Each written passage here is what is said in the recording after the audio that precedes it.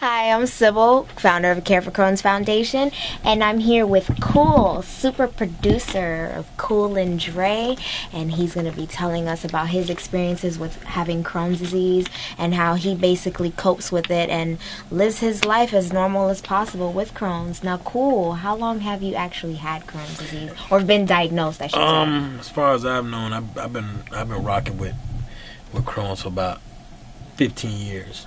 Wow. I can recall. Yeah, I've been rocking with it for a little bit. And what were some of the symptoms that you had before you were diagnosed? Before I was diagnosed, they really couldn't tell you, because even after I had my first abscess, which was supposedly my first initial encounter with the disease, I didn't know until years after that it was Crohn's. Like, I'm talking about probably 5 years later. I went to see the doctor. My shit was acting up crazy. I started getting these abscesses, and abscesses are symptoms of your Crohn's being active in your system. Where were your abscesses? They were on my butt. Wow. Yeah, and them things was like painful. I couldn't even sit down. My girl found the Cleveland Clinic. She looked it up, found like the best GI rectal surgeon there, and then we went there. Literally, the first day I went there, the next morning, and they took care of it. Like, it was fixed like the next day. Wow. You know what I'm saying? Like, they went in there and drained the abscess, and I'm still dealing with that every day, because those things are like, they turn into these fistulas after that, and it's just a pain, but at least I got it taken care of. You know what I mean? Like, so now it's just a matter of keeping it, monitoring and maintaining it, but at least I feel energy-wise, I feel good, and I'm maintaining my weight, which is important. Crohn. Every 2-3 months, like 4 or 5 days, and just go straight liquid. It would do wonders for you, because it's just clearing out your system. Right, and all that bowel stuff rest. all that stuff that's backed up in your intestine. Your intestine is not give your intestine a little break from working overtime. You know what I mean? So also, eating small portions daily, throughout the day, like every 3 hours, small little portions helps out a lot as well. That way, keep your metabolism going. And because on the go, especially us in the studio business, we'll go hours and hours and be like, "Man, did I eat?" And then you might have ate at 3 o'clock and it's 10 p.m. You know what I'm saying? And you go and order some pizza or some stuff like that. Those days are done. Yeah. You can't do it. No pizza. You can't do it. You can't do it. Definitely. There was this book called the Breaking the Vicious Cycle. I got an ebook of it. I'll send it to you. Okay.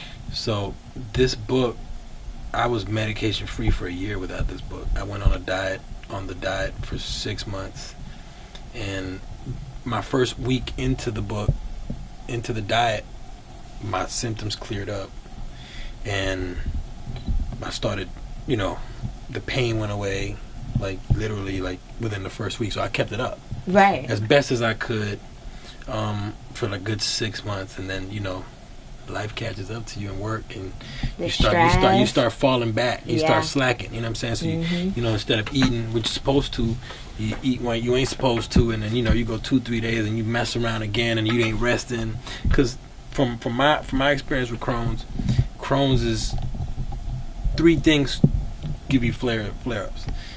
If 2 of them are off, you're stuck. You're gonna be in pain. So I've narrowed them down to stress, rest, and diet. It's those 3.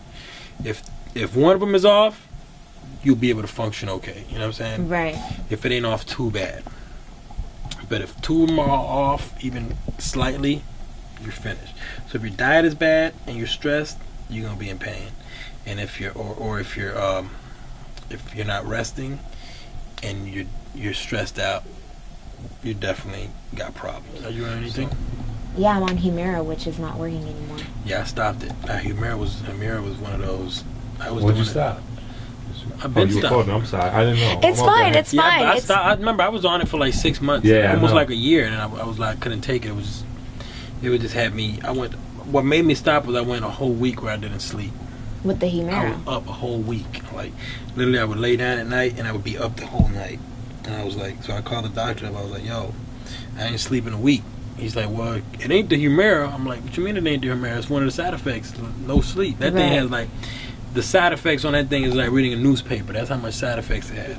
Yeah. If you know the things, the preventative things, but I've been through damn near every symptom, every pain.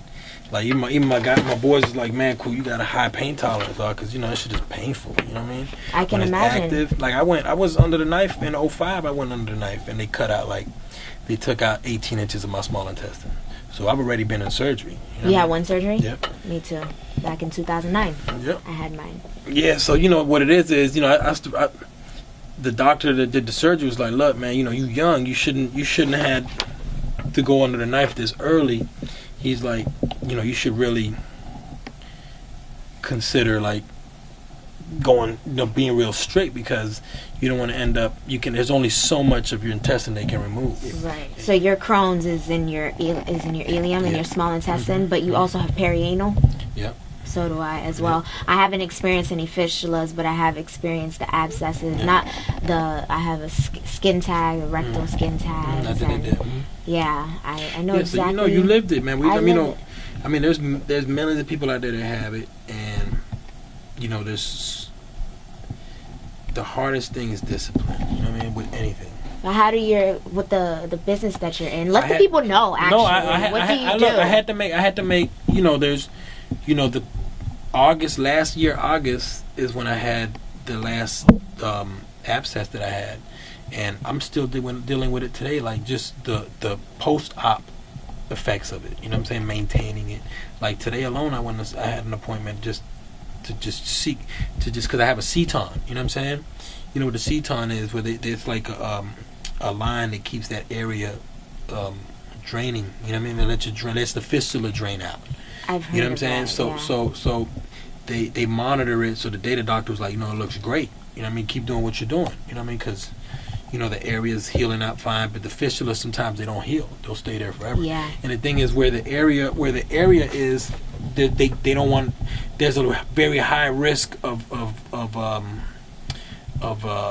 failure when they do these surgeries, because it's so close to the rectal muscle that they can they can cut a muscle, and then you won't be able to pass your bowels. Yeah, you'll be shitting all over the place. You know what I'm saying? You just be like, high five, boom, shitting on yourself. You know what I'm saying? You were no better the other day. So. Yeah, you know what I'm saying? So it's like, no. So it's tough. So, they were like, we recommend not to do it. I'm like, you know what? I'm cool. I'm chilling. You know what I'm saying? So, you have to make, it's your life. You know what I mean? So it's, no one else is going through your pain, and no one else is got to deal with the day-to-day living with Crohn. So if you don't make it a priority for yourself to take care of yourself, then you won't be suffering. You know what I'm saying? So, what I tell people out there is take it serious, man. Take it like it's no joke. Like cats out there are suffering and struggling and in pain and in surgery, and there's people out there that can't even eat. You know what I'm saying? Can't digest their food, got to shit into a bag. You know what I'm saying? Like people out there dying. You know what I mean? Like, just so I had to I went and I had to disconnect for a minute. You know what I mean? I disconnected from a lot of things. I made a lot of changes in my life that were keeping me stressed out. And even in the business, like schedule wise. Right, that's what I'm saying. Yeah, those late night. You're in the music industry. Those late night things. I had to cut them all off. Like I be trying to that 5 a.m. shit. It's very rare when you catch me out. It has to be like an event that is that we have to be at. That you're gonna catch me out at 4 or 5 in the morning. Because other than that, I'm trying to be in bed by 12 o'clock. You know what I mean? Midnight. I definitely need to work on that. Yeah, it's the hardest thing, but you know what? You got to do it, because at the end of the day, when you're in the hospital bed, I spent weeks in the hospital bed over an abscess. You know what I'm saying? Yeah. And I'm in there just stressed out, dealing with all kind of shit, and it's like, at the end of the day, from the outside looking in, nobody knows. You know what I'm saying? But you in that hospital, you're like, yo, this ain't look. You know what I mean? This ain't the way I want to be. Like you work so hard. to end up in a hospital bed. So it's like, you know, I got kids, I got family, I got a lot of stuff that I want to be able to do, and you can't do them when you're stuck in the hospital bed, plugged up to IVs, and they giving you your nutrients through an IV. Bag. Yeah, so it's like, you know, I this last episode that I had was a huge wake up call. And, you know, I got heavy in the gym, and I, you know, just asked God that, you know, to just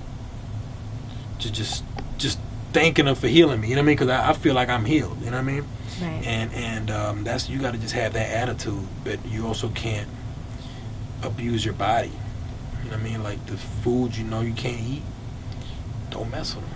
All right, cool. I want to tell you thank you so much for taking time out of your schedule to actually do this and talk to me. And do you have any last words of encouragement that you can probably give somebody out there who's suffering with Crohn's disease? Yeah, I mean, definitely do some research, man. There's a lot of information out there that's very helpful, important. especially, you know, going on to the website and finding out as much information as possible. I'm gonna send you that book, you know what I mean?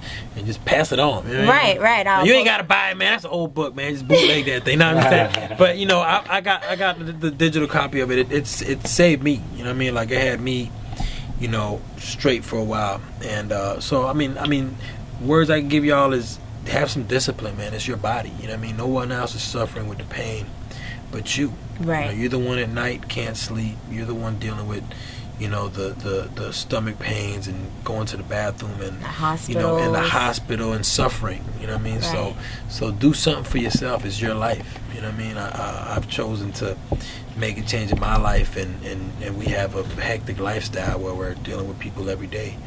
So I mean, just make a change for yourself, because no one else is gonna make it for you. It's your body. Right. So that's all I can say. Well, thank you again, Cool. And guys, go ahead and check out the website. It's careforcrohnsfoundation.com. Thank you.